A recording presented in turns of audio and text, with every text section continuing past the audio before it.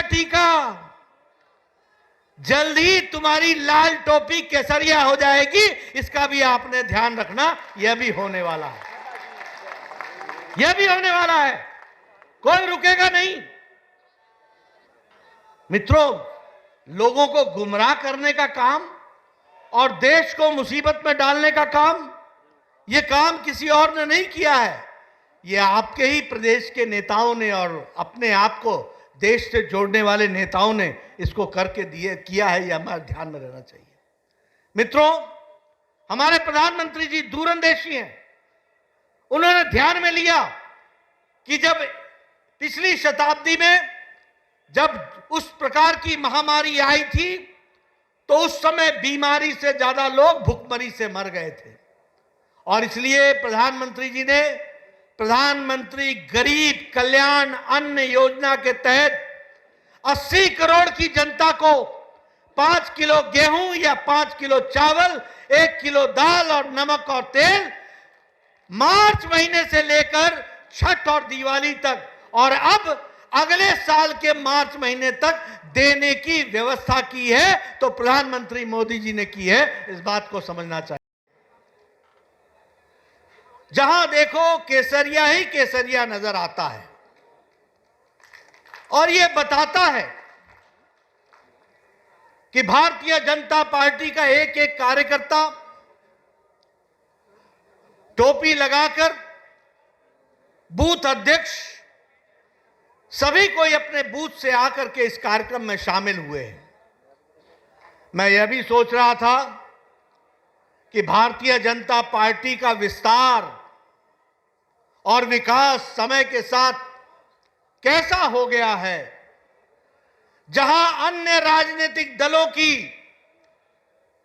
के बराबर की संख्या, यानी जहां अन्य राजनीतिक दल की यह जनसभा होती है, वहां उतनी ही सभा हमारे कार्यकर्ता सम्मेलन में होती है। इस बात को हमको समझना चाहिए। आज मुझे बताया गया है कि लगभग 22,000 का रजिस्ट्रेशन हुआ है, यानी 22,000 कार्यकर्ता बूथ से आए हैं, बूथ के अध्यक्ष हैं।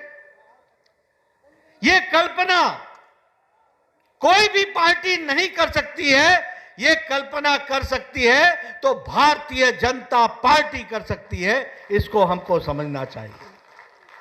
और फिर मैं ये कहने के लिए नहीं कह रहा हूं, संगठन का विस्तार, संगठन का विकास, नीचे स्तर तक लाखों कार्यकर्ताओं के द्वारा खून पसीने के साथ जो विचारधारा को पहुंचाने का काम किया है, वो किसी और ने नहीं किया, वो भारतीय जनता पार्टी के कार्यकर्ताओं ने किया है। इसको हमको समझना चाहिए। बेटा होना आवश्यक है, आपको किसी न किसी का भतीजा होना आवश्यक है, आपको किसी न किसी का चाचा होना आवश्यक है।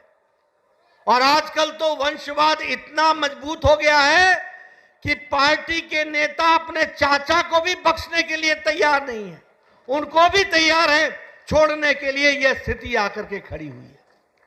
सारी पार्टियां मित्रों, ऊपर जम्मू कश्मीर से शुरू करो, नेशनल कॉन्फ्रेंस पीडीपी से हरियाणा में आओ, हरियाणा से नीचे उतर जाओ और नीचे आप चलते चले जाओ साउथ तक, महाराष्ट्र में चले जाओ, बंगाल में चले जाओ, बिहार में चले जाओ।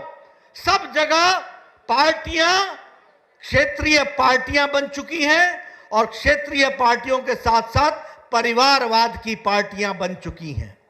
और तो और इंडियन नेशनल कांग्रेस, भारतीय कांग्रेस, यह भी परिवार की पार्टी हो गई है। या तो भैया जाएगा या बहन जी जाएंगी, दीदी जाएंगी, और कोई नहीं जाएगा।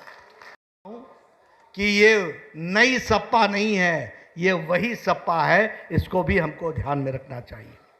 आज कम्युनल टेंशन्स कहीं देखने को नहीं मिलता है। कोई भी व्यक्ति, सब समाज में सब बराबर, सबका साथ, सबका विकास, सबका विश्वास। लेकिन आप याद करो, कैराना को याद करो, पलायन को याद करो, मुजफ्फरपुर के दंगों को याद करो। यह प्रजातंत्र नहीं था, यह दंगा तंत्र था।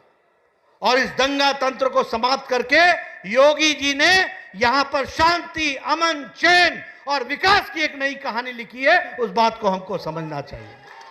हमसे जुड़े रहने के लिए हमारे YouTube चैनल को सब्सक्राइब करें और नई वीडियो की नोटिफिकेशन के लिए बेल आइकॉन को दबाएं। अगर आप ये वीडियो Facebook पर देख रहे हैं तो लाइक जरूर करें और ज्यादा से ज्यादा शेयर करें। धन्यवाद।